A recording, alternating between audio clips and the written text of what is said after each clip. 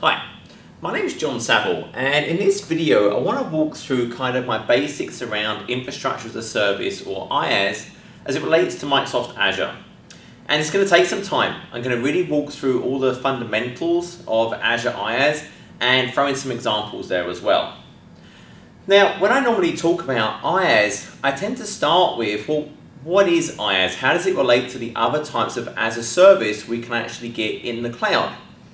And I find this kind of helps a lot to break this down. If I look at on-premises, there are a number of different things that I have to consider, I have to manage as kind of that IT admin. I can think about there's networking, there's storage, there's servers, there's virtualization, and then there's operating systems, middleware, runtime environments, my applications, my data. And I'm responsible for all of that. I have a storage admin, a network admin, server admins, virtualization specialists, and then the OS that runs within those VMs on those physical boxes. I have to manage every aspect of that. So then I can kind of think about, well, infrastructure as a service. So here, I still have all the same layers, but someone else is taking care of networking, storage, servers, virtualization. That's all done for me. I'm effectively getting kind of a VM in the cloud. And what happens inside that VM, I am wholly responsible for. I worry about the operating system running within that virtual machine. So I'm patching it, I'm backing it up. I have malware definition updates I need to apply. I'm monitoring it. I do all of that. I take care of the middleware, the runtime, the data, the apps. But someone else does all that kind of fabric stuff, that hypervisor for me. So I can think of this really as the most flexible outside of sort of running everything on premises, because it's a VM in the cloud. If I have a VM on premises and it's running on Hyper-V, I can almost just take that and run it in Azure. If it was another hypervisor, I could probably convert it and get it to run in Azure. And as long as it runs within the sort of capabilities, and I'm going to talk about those, of the Azure IaaS environment, I can take almost anything and run it in there. But also remember, all these layers I'm responsible to actually work on. So the next type of service we have is kind of platform as a service. So think about how Microsoft Azure first started. This is where someone else takes care of almost everything. The runtime, the middleware, the operating system running inside the VMs, and all those fabric elements. I write my app a certain way, I follow a certain set of rules. I must be able to have multiple instances of that. I'm careful where I store state. And I just deploy that application into the Azure PaaS fabric, and it takes care of that for me. I can just focus on my application. Now this is fantastic, but obviously I have to write my app a certain way that I can take advantage of this. If I have some 10-year-old application, the chances are it won't run in this fabric. I have to write my app following those certain rules. Now I can run many different languages here, there's a lot of different capabilities, but I do have to write my app for this environment. And then finally, we have software as a service. Think, for example, Office 365. I don't do anything really. I might do basic administration, who can use this service. But someone else is taking care of the app, the data, everything underneath. I just get that service that I can then take advantage of in my organization. Now I'm going to focus on IaaS today. That's kind of what I focus on. I'm an infrastructure guy. I like the IaaS world. But when I think about using the cloud where possible, I don't really want to be here unless I'm in the habit of, I love patching operating systems, I love backing them up. I'd like to be in one of these things. If a service is available as a software as a service, fantastic, I should use that. Instead of running Exchange, for example, in IaaS on a VM, hey, I'll do Office 365. There's less for me to do. It's going to get updated more frequently. I'm not having to worry about that.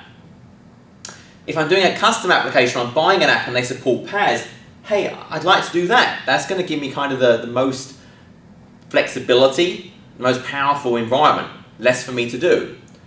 But the reality is lots of things don't, which is why IaaS is so popular, because it's a VM in the cloud. I can take my solution, I can take my domain controller, my file server, my anything really I have, my SQL box, and I should be able to kind of run it in there. So it's kind of the big benefit of infrastructure as a service. And what we might find is many times we'll kind of start as infrastructure as a service, but we want to try and migrate as we can over these layers. And let's actually just think about that for a second. Let's close this down.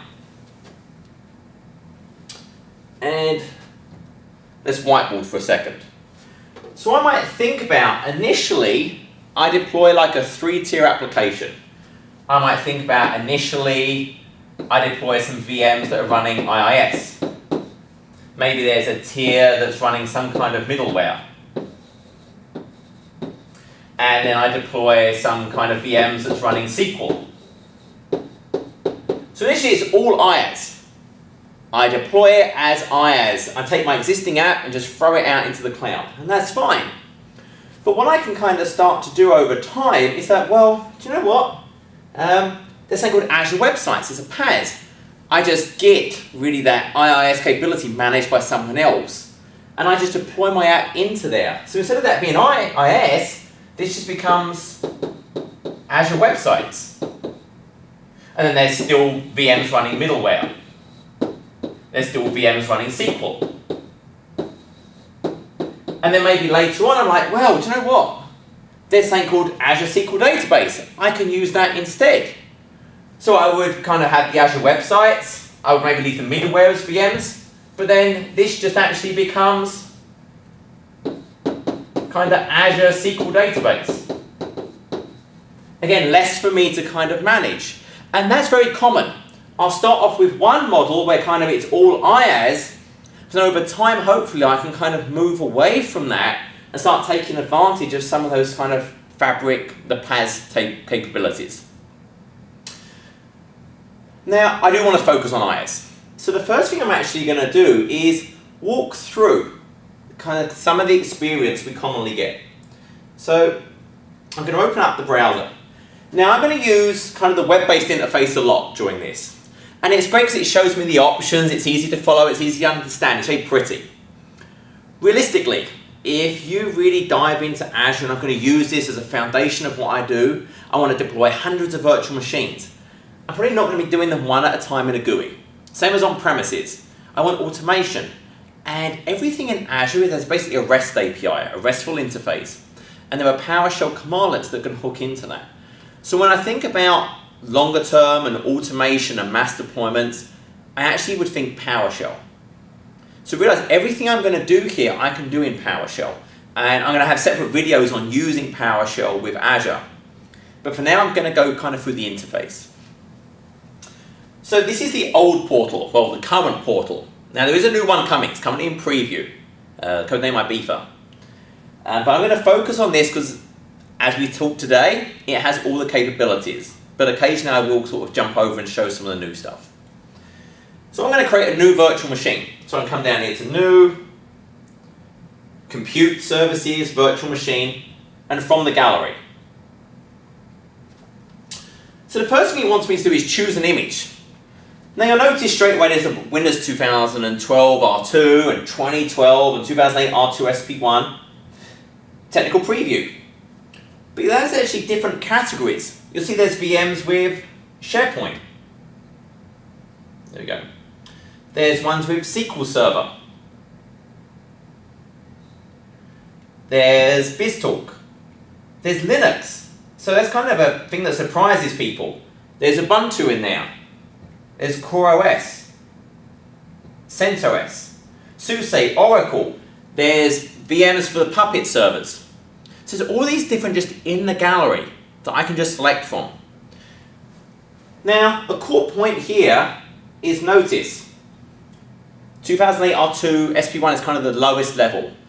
In Azure, we want a 64-bit operating system.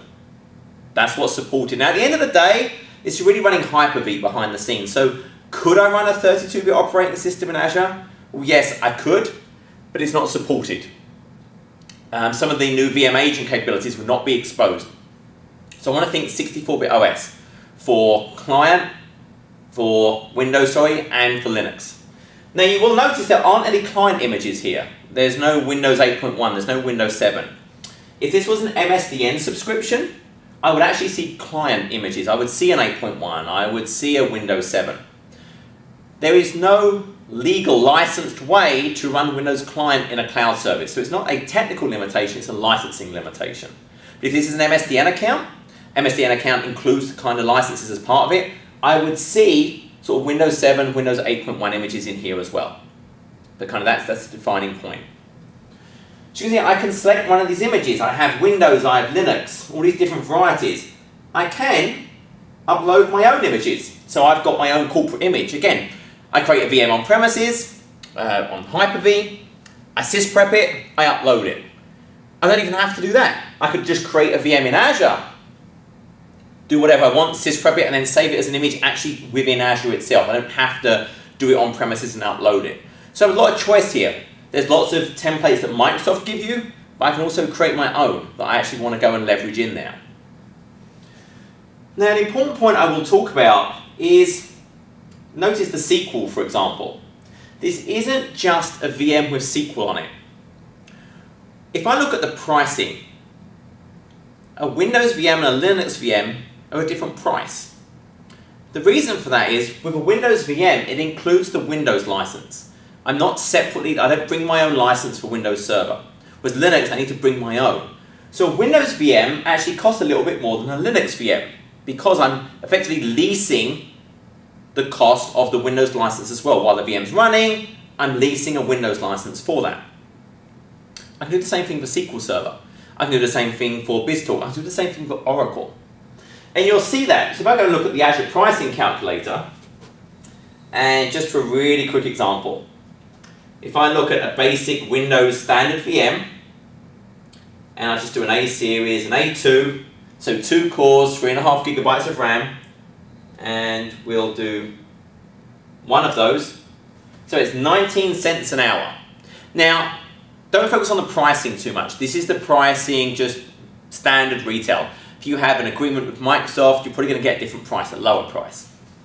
But focus on that 19 cents an hour just for comparison. If I go and create the same size VM in Linux,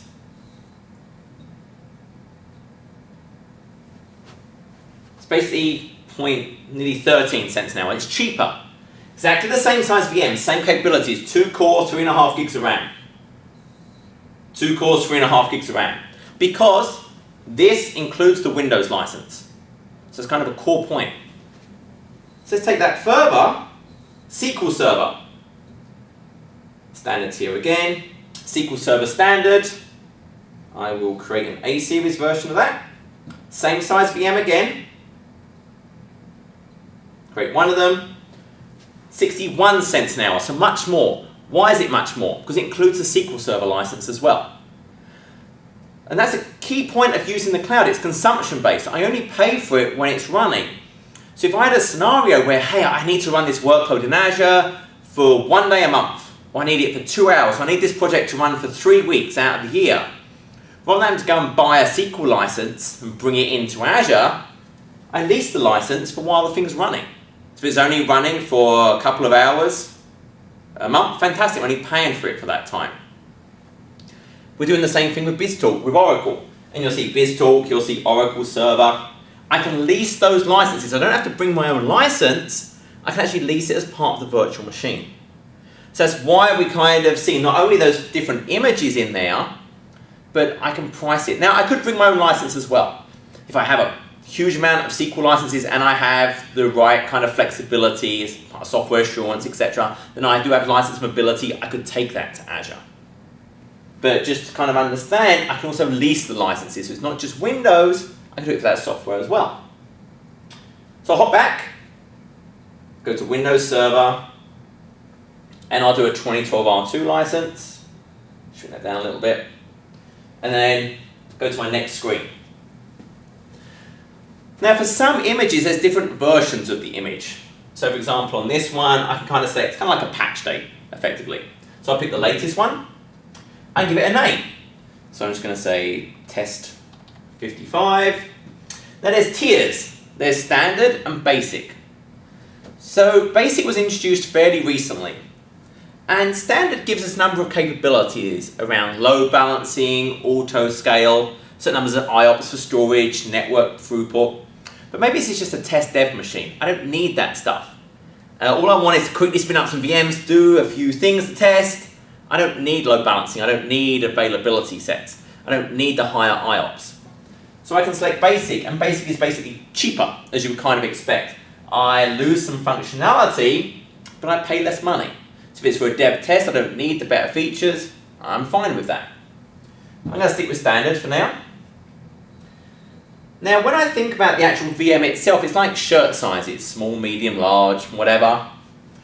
I pick a configuration.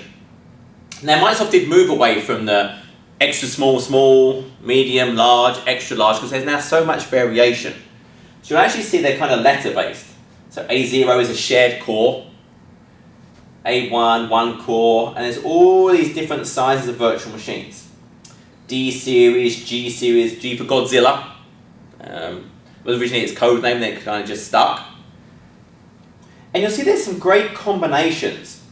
So I could think about, if you look at this, A4 is 8 cores and 14 gigs of memory. So that's a fairly common configuration. But there's also high memory versions. 2 cores, 14 gigs of memory. 4 cores, 28 gigs of memory. 8 cores, 56 gigs. There were some special virtual machines like the A8 and A9. Not only are they quite a lot of cores, quite a lot of memory, they have RDMA network adapters in them. So I get 40 gigabytes of RDMA between those VMs. If I'm doing some sort of high performance computing in Azure, I'd want to use those. Microsoft recently added the A10 and the A11. Same size, but don't have the RDMA capabilities. So hey, I don't need that, I just want those sort of high CPU, high memory. There's the D series that are really the same as the A, except that they have SSD for temporary storage. I'm going to talk more about that. But the A and the D is really the same. It's just the temporary drive I get with an Azure VM, instead of being hard disk drive based, it's SSD based. So that's great for maybe a database. I want a TempDB, or some of the kind of SQL Server has those capabilities around sort of buffer port extensions. I think it's in 2014. So an SSD will be very useful, temporary storage, but gives me great performance. And those G sizes are just enormous VMs, 32 cores, nearly half a terabyte of memory. And Microsoft kind of has a page that goes through these. And it kind of just goes through all these various sizes, because there's more to it than just the cores of memory. If I go to the standard, it's how big is the temporary drive. So kind of the bigger the VM, the bigger the temporary drive gets. I can add data disks to Azure VMs. And the number of data disks I can add also depends on the size of the VM. Now notice, each disk has 500 IOPS, so 500 per disk. This is a standard tier. If I go and look at the basic one, we see it's 300 IOPS. So when I talked about that, not only do we lose things like some of the load balancing, some of the availability scale, I get lower disk performance. I also get some lower network bandwidth from an egress perspective outbound. So these are all documented, but remember, it's not just memory and CPU, it's the size of the temp disk, and it's the number of data disks I can attach, and the amount of network egress I can do. The bigger the VM, the higher the amount of network egress. So I select the size I want. Now for Windows VM, I'm going to kind of put in my standard, whatever I want. I can't use administrator, I'm going to use something else. So for my new username, I'm just going to say local admin, and then a password. So I put it in twice, it has to be a complex password. For Linux, I would do like the root account type thing. So now we have all these different configurations. Cloud service. So we're built around the concept of a cloud. And I can either create a new cloud service as I create each virtual machine, or I can put it into an existing cloud service. And that's probably more likely what we're going to want to do. Now the cloud service has a number of different capabilities. So let's just look at what that is. So if I think about cloud service, the cloud service has something called a virtual IP. This is an internet addressable IP address. So from the internet, I can actually go and communicate with that virtual IP. There's also a DNS name. And it's going to be my cloud service.cloudapp.net is what it's going to assign. So if I look up my cloud service.cloudapp.net, it will resolve to that virtual IP address. It enables things like load balancing on that virtual IP, so it can point to multiple VMs within the cloud service. It has the concept of availability sets, so I can control how maintenance is done, making sure I don't lose all of my VMs if there was sort of a rack failure in the Azure data center, etc. So cloud service gives me these capabilities. And so I can think about when I'm going through this, do I want to create a new cloud service, or do I want to put a VM kind of inside an existing? So I could have one VM in every cloud service, or I can put multiple VMs in a cloud service. And each VM in a cloud service has something called a DIP. A DIP is a dynamic IP. So this is assigned by the Azure Fabric. The VMs themselves are always configured to use DHCP. So they get assigned this IP address by the Azure Fabric. And in this scenario, I don't have any control over that. It's probably going to be from the 10 dot or the 100 dot range. The 100 dot is kind of like the RFC 1918 non-routable, but for kind of service telco providers. So the VMs within a cloud service can communicate with each other using that. So those guys can talk to each other. So let's jump back again. So I can create a new one, or I could go and select an existing one I already have. Now if I'm going to create a new one, I have options. So where do I want to create it? So I have all these different regions that I can select from. So these are the regions in which Azure has data centers. So if I actually go to the new portal, it's kind of nice to look at it through here, it starts off with this map. This is kind of the welcome, the start area. And you can see a map, and it's showing me the health of how the Azure regions are. Now these are regions, not data centers. Each region could have 2, 4, 8, 16 data centers. It depends. But I can see there are regions in the US, Europe, Australia, Asia, China. I've got one in Brazil. And the key thing here is, you'll notice we have 2 in nearly all of them except Brazil. Because we pair them. They're paired in terms of storage replication and service failover. So east to west US, north to south, in Europe, Australia, etc. So if you put data in Azure, even when we replicate it, it's going to stay within the geographical boundary you selected. So data I put in US would not replicate outside of US. Data I put in Europe would not replicate outside of Europe. Data I put in Australia, etc., etc.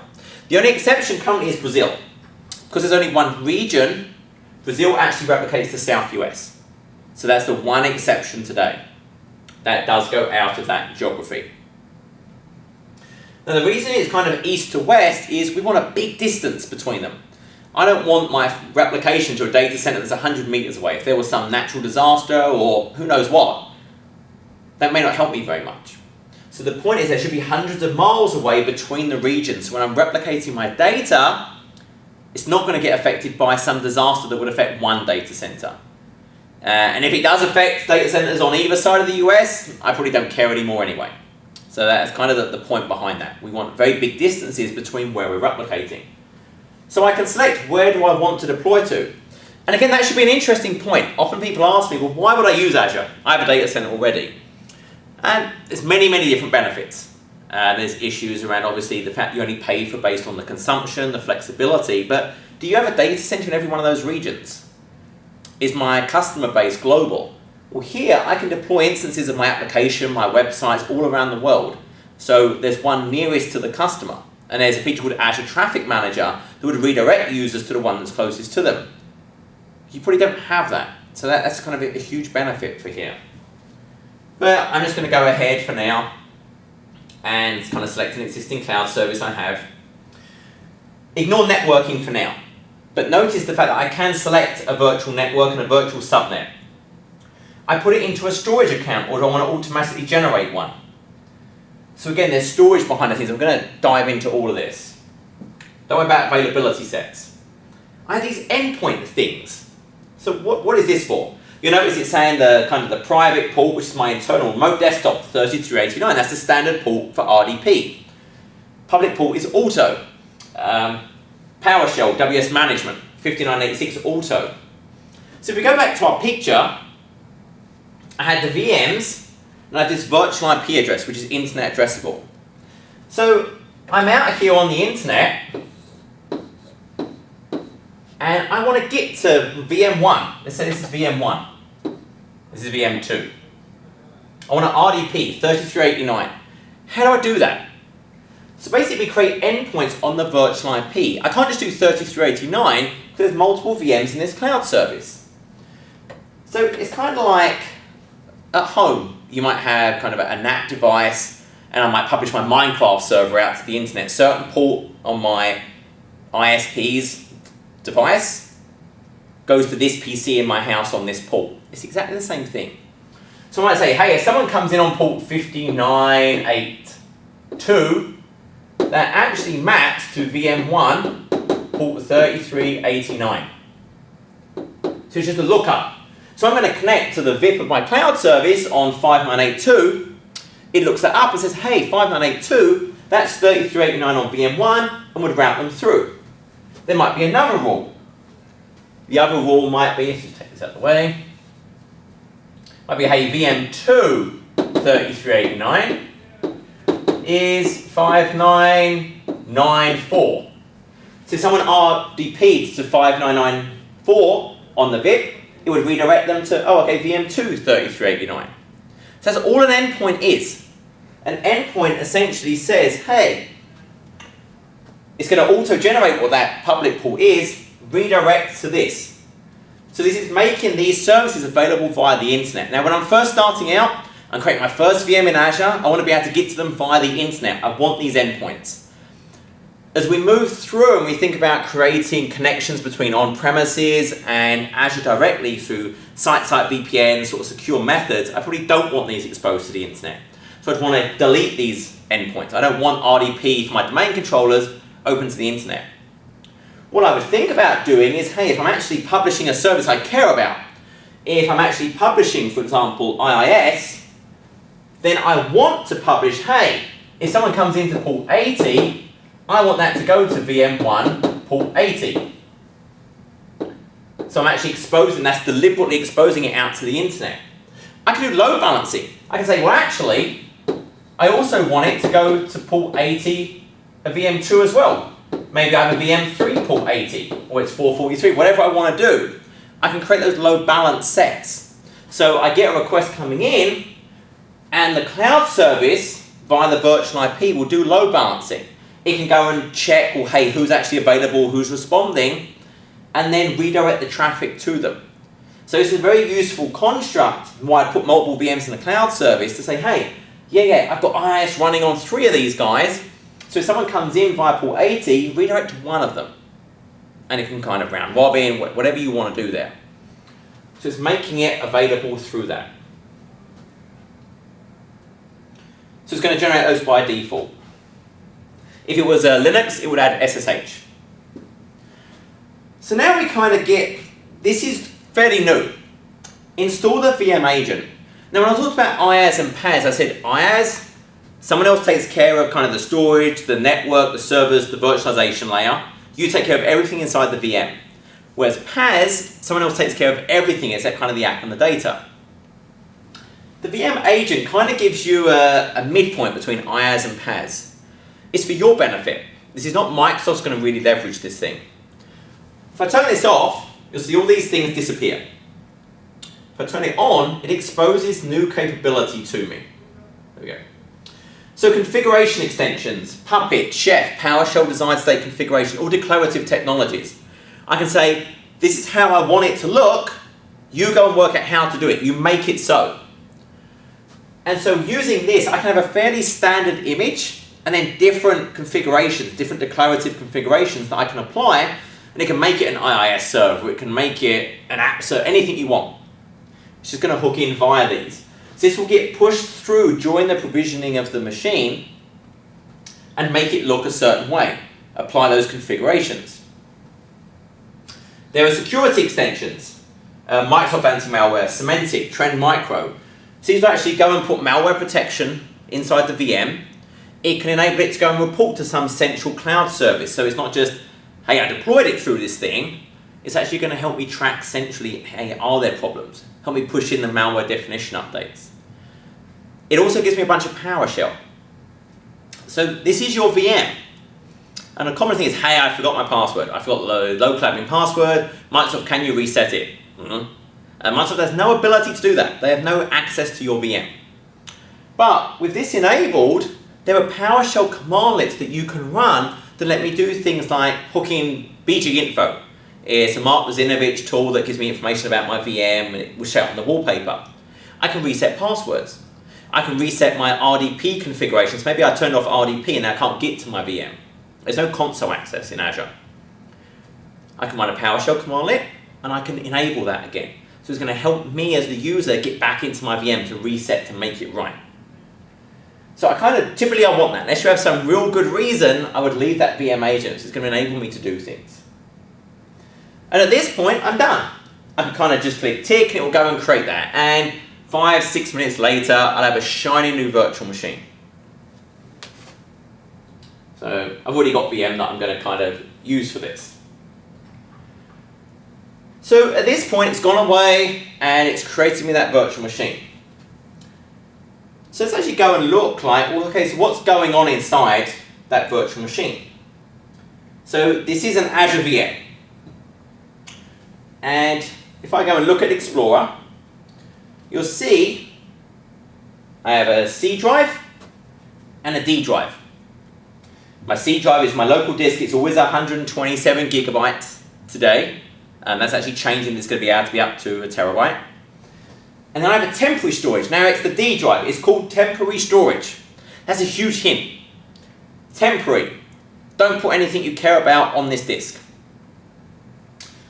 Why are these different? Why do I care so much? So, let's go back to the whiteboard again. Azure isn't magic. It can seem magical, but there's no magic here.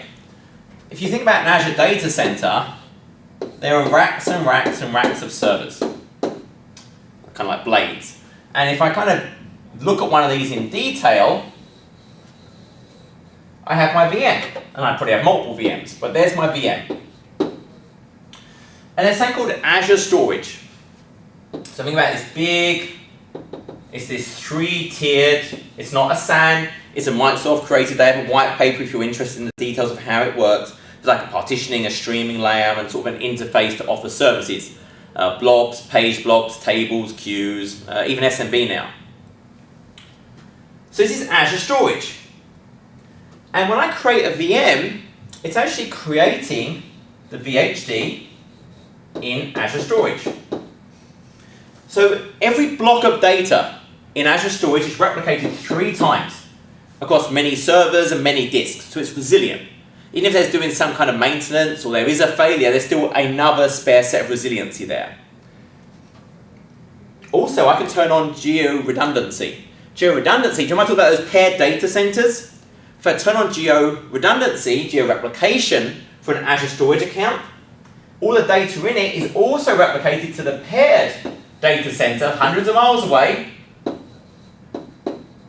where it's also stored 3 times. So 6 copies of my data. So very highly resilient, resilient to failure locally, resilient to failure if the data center fails.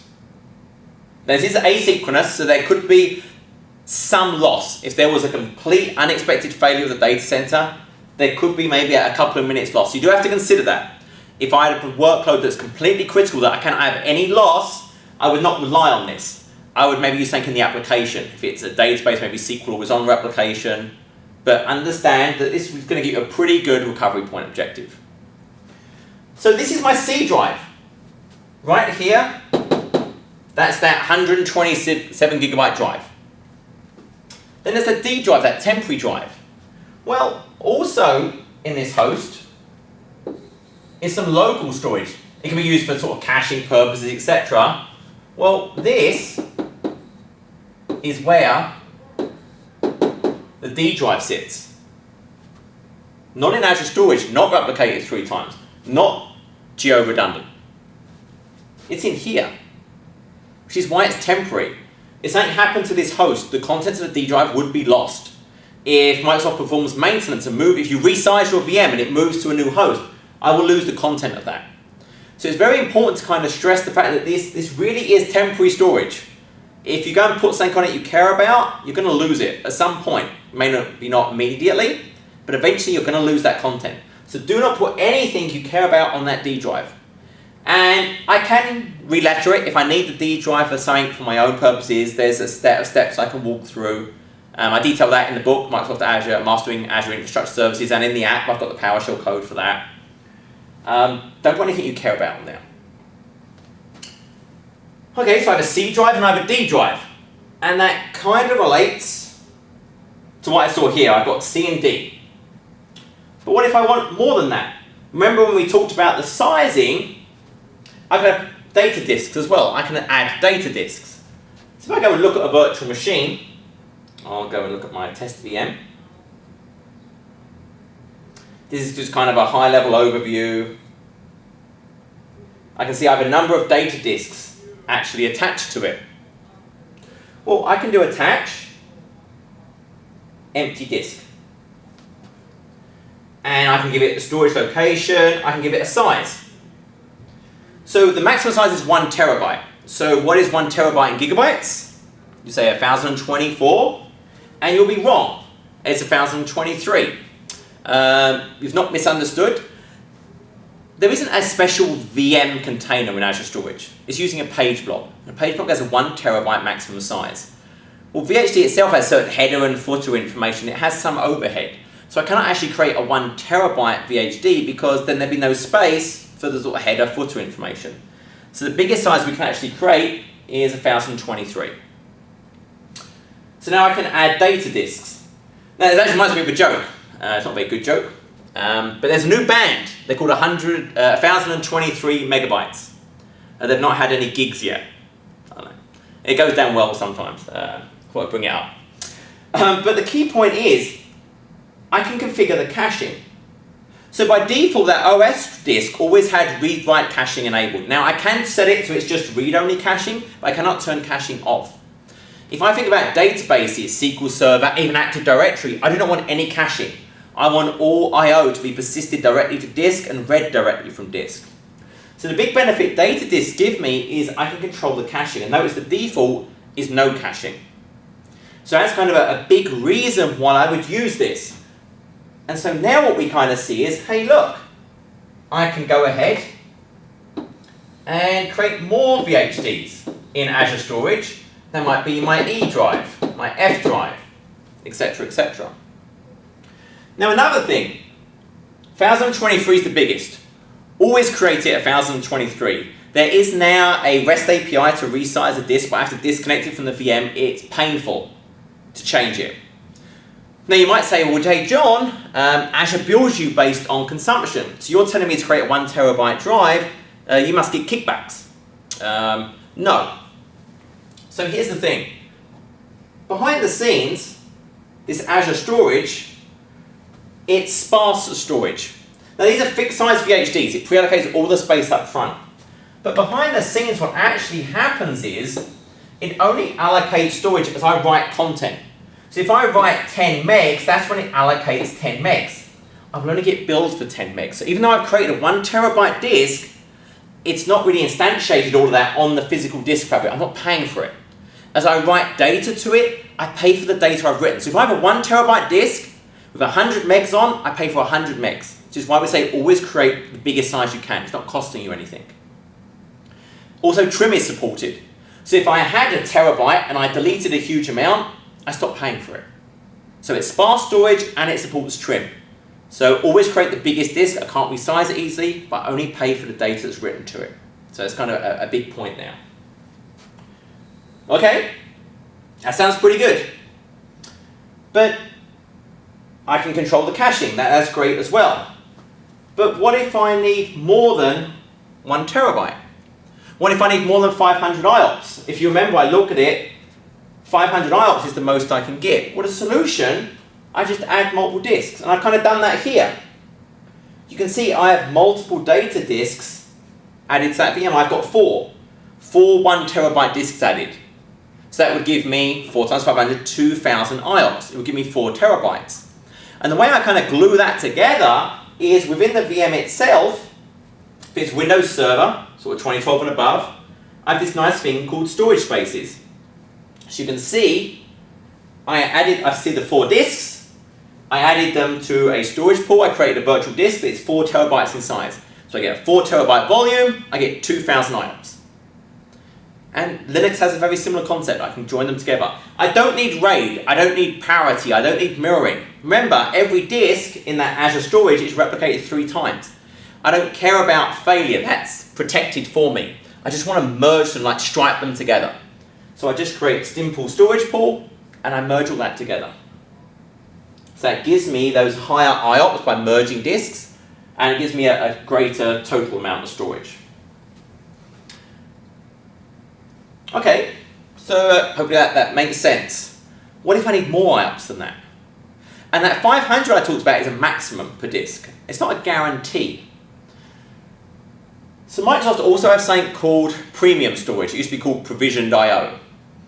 So essentially, behind the scenes, most of this Azure storage are hard disk drives. They also, I don't know what the right color to use is, they have something called premium storage.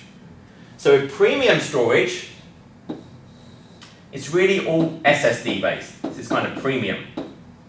And they're mostly SSDs. So I get much, much higher performance. There's 3 different types of disk, but I can get huge amounts of IOPS for these. I think the top one is like 5,000 IOPS per disk. Now I pay more for these, but I can now get very, very high performant disks.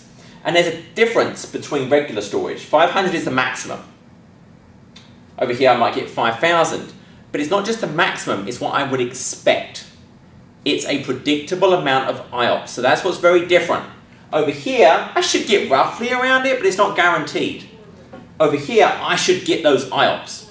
There's a special series of virtual machines that I'm actually going to use that hooks in and can leverage premium storage, because it makes sure there's SSDs on the host for the caching. There's other stuff going on to make sure there's enough network attached so I can really get all of that benefit. So premium storage is another option. If I really need high IOPS, I can look at premium storage. This drive, the guy that holds the temporary disk, is a hard disk drive in the kind of A series VMs. In the D series, this is an SSD. So that was kind of that big difference between the A and the D series. This is an SSD, so those buffer extensions in SQL Server 2014, my TempDB, maybe types of other types of database. So I need a very, very fast but temporary storage. I don't care if I lose it, then I can use a D series VM. And that's going to give me that SSD based hard drive there. So it's kind of another option I can do. There are other services in Azure, and there's something called Azure Files. Azure Files is using the same storage, but instead of presenting a page blob, I'm presenting an SMB 2.1 service. So I can actually basically see a file share within the region and kind of copy my content to it. So another option there. So that's kind of storage. So let's take a step back. I drew this picture. The idea that I have VMs in a cloud service, I have this virtual IP that's internet addressable. These guys can talk to each other. They have dynamic IPs allocated by Azure. There's also DNS name resolution. Azure provides a DNS service they can register and resolve each other's names in now. What if I have another cloud service? What if I have another cloud service here that has its own VM? And in this one, I have VM3. I have VM4. And they again can talk to each other. They again have dips. They can't talk to each other. If VM4 wants to talk to VM2, it has to basically go out via the internet, in via an endpoint, and talk to it. That's kind of painful. I can't control the IP addresses they get. I can't control the DNS configuration they have. So what we have is something called a virtual network. And essentially what happens is these become instantiated on the virtual network.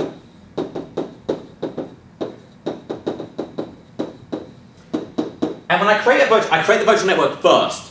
So if you're getting into Azure, the first thing you need to do is create the virtual network. I can't easily move VMs into a virtual network. I essentially delete the thing but keep the storage, create a new VM on the Azure virtual network. When I create a virtual network, I get to pick the IP space I want to use.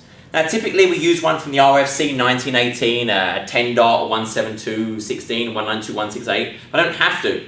Microsoft recently made a change that lets me actually use other namespaces. Maybe I was one of the first companies on the internet and I have a huge block that's internet routable. Well, hey, I can use that thing. If I pick an IP range, and when I do this, I want to pick an IP range that I do not use on premises. I don't want an overlap. So if I'm using, I don't know, 10 dot on premises, then maybe I pick 172.16 to use in Azure. I want to make sure it doesn't overlap. I break that into virtual subnets. So I have different virtual subnets within that namespace, maybe an app virtual subnet, a static virtual subnet, infrastructure, doesn't matter. But I can break that up into virtual subnets. So now when I create these, the cloud service still has a VIP. Nothing changes there. But these dips are now allocated from the IP space and the virtual subnet they're actually placed inside. They can now communicate between the cloud services. I now have full communication between them. Everyone's happy. Not only can I configure the IP space, I can configure the DNS server configuration. So I could say maybe maybe I create a DC in here. Maybe I have some global internet DNS service. Maybe I'm connected to on-premises and I use my domain controllers. I have options. So they can resolve names across them as well. And the types of traffic I can do within this thing is kind of TCP, I can do UDP, and I can do ICMP. And all of that is IPv4. So today is IPv4 only, TCP, UDP, ICMP. So if my traffic is of that type, it should work in here. Each VM by default has a single virtual network adapter, and they can only have one IP address because it's assigned by DHCP. That never changes. It is possible to create VMs with multiple network adapters through PowerShell, and then I can have maybe a VM with one network adapter in one virtual subnet, one in another. Maybe I have a front end, a middle tier, and a back end network. So maybe a network VM, network appliance wants to connect to 2 or 3 different virtual subnets, so I can do that. But I can talk these types of traffic. I can't broadcast, I can't multicast in these networks. But now I have all this great communication between them. So it really opens up the type, and I pretty much always want to use a virtual network. If I'm getting into Azure, I should think about adding a virtual network. I can't really think of many reasons why you wouldn't want a virtual network. It gives me the control of the namespace. Now these VMs get allocated the IP address from this IP space, from the virtual subnet they're added to. When I create a virtual network, so let me jump over, and if I scroll and try and find my networks, this is one of the reasons we have kind of the new portal, so it makes it a little bit easier to find stuff. So I have a virtual network, if I do configure, what you can see is I can actually go and define the IP space, so there we go, and then break it into virtual subnets. So I had kind of a static net, an app net, subnet 1, a gateway, which I'll talk about in a minute, and I can also define who are my DNS servers. So that gets sent via the DHCP to those virtual machines. Now what if I have a virtual machine that I need to keep the same IP address? Because in Azure, if we actually deprovision the VM from the fabric, it would effectively lose its configuration. When I started it again, it keeps its configuration, its storage, but it would basically get a new virtual network adapter. It would get a new IP address. I need to make sure this VM always has this IP address. Maybe it's a SQL box, I'm not using DNS, maybe it's a domain controller. I always have to have my VMs configured to use DHCP. But what I can do in the Azure Fabric, I can do it through PowerShell, and I can do it in the new Azure portal, is I can effectively do it like a DHCP reservation. I can say, hey, this VM, VM1, always gets this IP address. So even if I deprovision it, I stop paying for it, and I start it again, it will get the same IP address. And again, I can use PowerShell, I can use the new portal to achieve that. So if it must have the same IP, I do that through the Azure Fabric, but it still is DHCP inside the virtual machine. So that's kind of an important point. Never statically assign an IP address within a VM. At some point, you'll lose connectivity to it. It's important that Azure assigns those IP addresses. It will make sure it carries on functioning. So I've got an example of that code. If you get the Mastering Azure Infrastructure app from the Windows, the App Store, I've got the PowerShell in there to do that. The other thing I should actually point out as well, I talked about this virtual IP in the cloud service for the internet. There's also a thing called a public IP, an instance level IP address. I can actually give a VM a public IP address as well. But for certain I have to pay for that today. But essentially then all traffic would go directly to the VM. That's useful if endpoints aren't good enough. Think of an FTP server. With FTP, the incoming port changes every time. There are not enough endpoints to cover that. So in that case, what I can actually say is give this an instance level IP, a public IP, a PIP, and any traffic to that PIP would automatically go to that VM. So that's another option. I can actually give VMs a public IP address as well.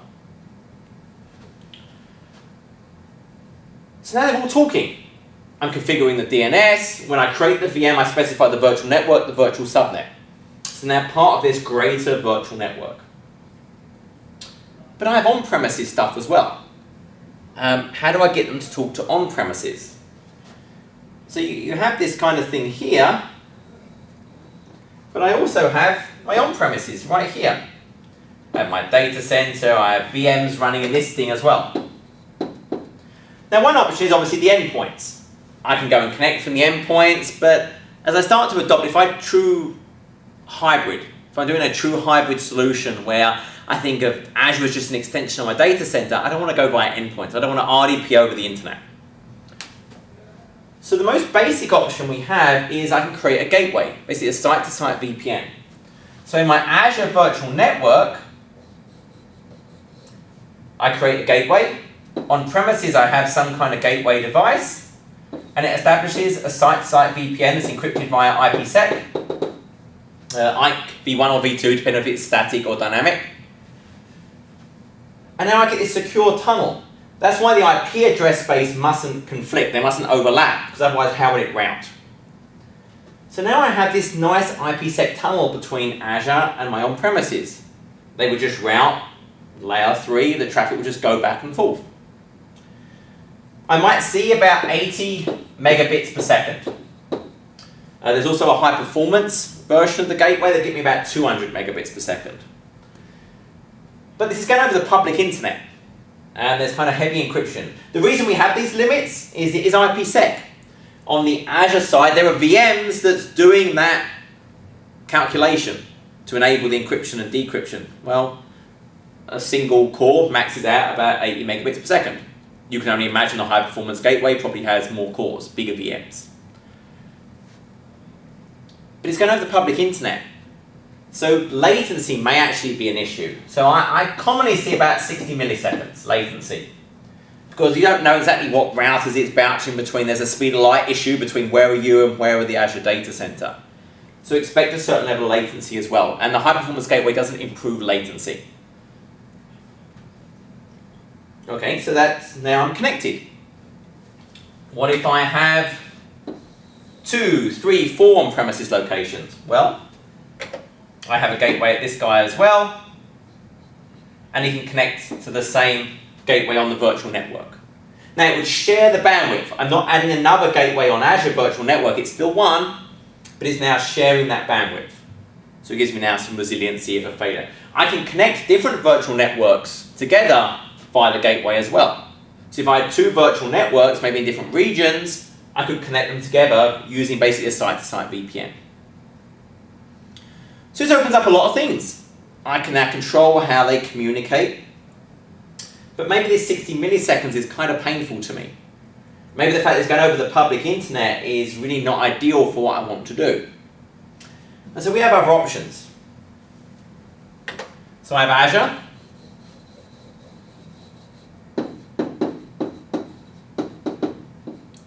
I have on-premises. There's something called ExpressRoute.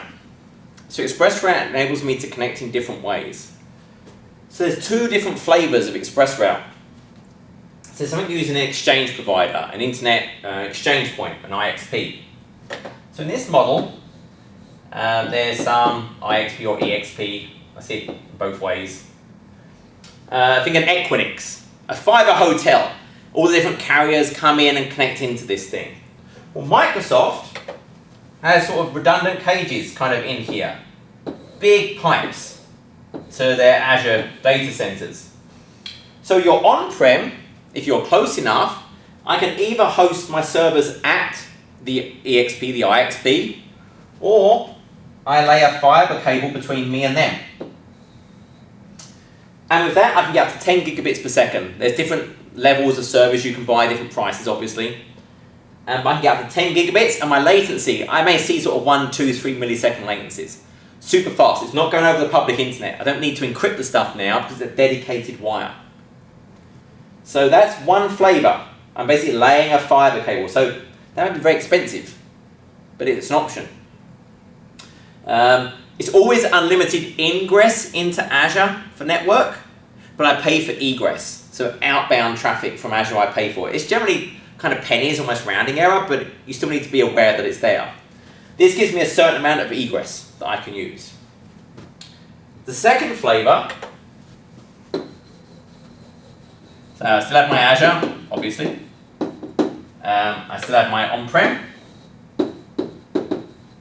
But this time, you know what? I'm using kind of an MPLS service already. And I'm connected to my MPLS. Maybe it's a AT&T, AVPN, whatever. Well, we just become kind of a node on that. This can be up to 1 gigabit per second today. It's unlimited egress though, so that's a nice benefit there. It's unlimited ingress and egress. And again, I can buy it in different speeds. And which one you picks up to you? Same kind of latencies. This is generally easier to set up. You already have an MPLS. If they're one of the providers that's supported by Microsoft, and there's a lot of them, there's actually a web page that shows, I linked to it in the app, that shows all the different carriers that can actually be supported. And I'll show you the app at the end of this. I'll jump over to a screen and show it. Depending on where I am or what I use today, that might drive which one I want to use. Now, a benefit of ExpressRoute over the site-to-site VPN is, obviously it doesn't go over the internet, they get much lower latencies, but other types of Azure service can use that ExpressRoute. If I'm using Azure Site Recovery to replicate to Azure, it would use my ExpressRoute. Office 365 now uses my ExpressRoute. Azure Database uses, most services now actually use ExpressRoute. So there's far more ways I can leverage this. But again, this is just another way to really kind of expand my data center. So I have my standard site-to-site VPN and my various flavors of ExpressRoute. So different ways to kind of merge my data center together. Okay. So one other thing I wanted to talk about. So it's kind of some basics on the networking side. And it's about kind of the stopping and starting of the VMs. When I talked about storage, I kind of showed that the VM exists on a node. And if I actually jump over and go and look at my virtual machines, okay, you'll see I have kind of a group by status. I have running, stopped, and stopped deallocated. So what's the difference between these? Stopped, I'm still paying. So in Azure, you only pay when the VM is running. More accurate to say, you only pay when it's provisioned. So right now, even though this one is stopped, it still has a space on a physical box. It's got memory reserved, cores reserved, it's deployed, it's on a host. Even though it's not started, it's sitting there on a host. So I'm still paying for that thing. If it had an IP address that had been assigned to it via the DIP, the dynamic IP, it's an infinite lease. It will keep that, because it will keep its virtual network hardware. This one has been stopped deallocated. I'm not paying for that anymore. It has been removed from the Azure fabric. So if I started it again, it would get new network hardware, it would get a new IP, unless I did that reservation in the Azure fabric to keep that IP address. Big difference. So if I shut it down from the portal, or if I use sort of stop-Azure VM and I don't say stay provisioned, it deallocates it. I stop paying. If I shut it down within the virtual machine, it just goes to stopped. I'm still paying for it. So kind of an important difference between me paying for stuff. So you want to be intelligent about how you kind of pay for these things. So maybe you want to write a script that automatically deprovisions VMs at the end of the night. There's Azure Automation, lets you run PowerShell in Azure. There are even built-in scripts to do that for you. So think about being as kind of efficient as possible. Now, I talked about the load balancing. If I go and look at one of these VMs, look at my endpoints, you can see I have an endpoint for HTTP. If I edit this thing, there we go, and I'll reconfigure the load balance set. This is that example of the endpoint points to multiple virtual machines. Hey, I probe, how often I probe, number of probes before I consider it missing, and I've got 3 VMs as part of that load balance set. But there's something else when I think about multiple instances. Yes, the load balancing is useful to balance the traffic. But remember when we think about Azure, what is it? It's racks and racks of servers. So I have a rack of servers, I have another rack of servers, there might be a top of rack switch at the top. And you have these units called stamps, or clusters, scale units. Might be 18 to 20 racks, maybe 40 servers in each rack. But something could go wrong in this rack. This is called a fault domain.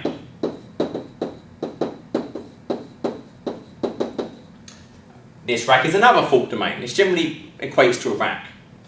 So let's say I am deploying 2 IaaS servers. I want some resiliency. Well, I might deploy them, and one of them goes here, and the other one goes here. This is not that useful to me, because if this rack failed, I lose both instances. What I want to happen is the other VM to go over here.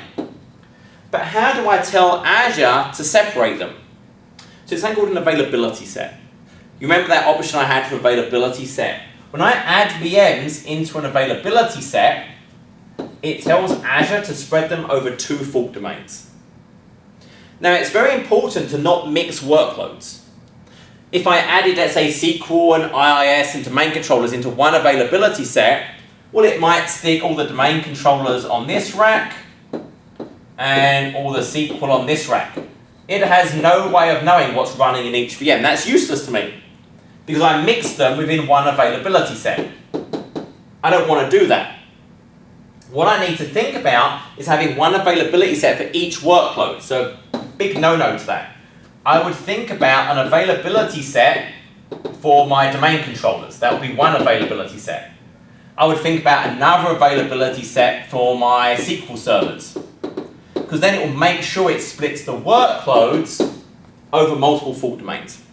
There's also something called update domains. That's how Microsoft does patching of the hosts themselves. And as I add VMs into availability sets, they also get put into different update sets, so they shouldn't all get patched at the same time. But even in an unplanned scenario, I would never lose, this is a huge disaster, but if I just had a rack failed, I would only lose, for example, half of the virtual machines in my availability set. And it does give us another capability as well. So always use these. If I want an SLA in Azure, I need to use availability sets. I need at least 2 instances of my service, and they have to be in an availability set. But the nice thing that does is, so if I can actually remember which one I did it for, so I think it's, let's go look at my dashboard for a second. Okay, so, okay, 101. So if I look at my cloud service for a second, and I've got these 3 VMs are in a cloud service. So if I look at my instances, I've got web server 1, 2, and 3 are all in the same cloud service. They're also part of the same load balance set, if you remember. I also, if I actually go and look, where's it gone? Let's look at my configure. There we go. They're in the same availability set. I created an availability set called IaaS. So they are being distributed over 2 fault domains. So 2 would be in one would be in the other, but definitely separated. But it gives me one other nice capability. Remember, I only pay for it when it's provisioned. So we can do something called auto-scale. And this is defined on the cloud service. And I'll go and look at my 101 again. And that's just scaled to this tab I want. So it knows, hey, you have an availability set in here called IaaS. I can turn on auto scale. So I can actually say, hey, based on CPU, for example, I'm going to control how many are running. So the minimum is from 1 to 3. It doesn't create the VMs for you. I have to pre-create them or add them to an availability set. What it is going to do for me is based on, I said it's CPU, but it could be a queue depth as well. The CPU needs to stay within these boundaries between 60 and 80. If it drops below 60, it can go and shut 1 or 2, whatever instance unit size I select. If it goes above 80, it can start them. So depending on how busy I am, if I'm a pizza restaurant, I might create 50 VMs and put them in an availability set.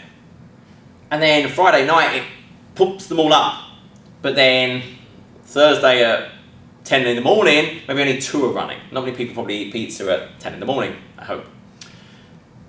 So I have that capability to do sort of basic auto scale actually within the fabric itself. So that's using that availability set concept to actually be able to stop and start actually provision and deprovision the virtual machines for me. So with that, this was kind of a fairly brief overview of IaaS at a high level. I'm going to do a series of more detailed videos for each thing, but I'm just going to jump over now to computer and walk through sort of the app just so you can see that, some examples of the code. And I appreciate your time. Thank you very much. So here I am actually in the Windows Store, and I did a search for Saviltech. You can see there's a Hyper-V app and an Azure app. If you go ahead and install the Azure app, you'll basically get this. So it's broken down by chapters that are in the book, and there's a link to sort of buy the book. And really all this is everything I talked about, that pricing calculator, the VM sizes, estimator tools, videos on some of the concepts, and I'll add this video to this. PowerShell code for everything I talked about. So for example, on the storage, I talked about premium storage. So if you sort of scroll around, I've got premium storage details, goes through the various sizes. I talked about network and sort of reserved IP address. So if you click it, it shows you the PowerShell to actually do that. So everything I kind of walked through, all the links, I've got links in here, I've got videos going into more detail, and all of the PowerShell code that you can actually leverage. So I hope this helps, and thank you again for your time. Thank you.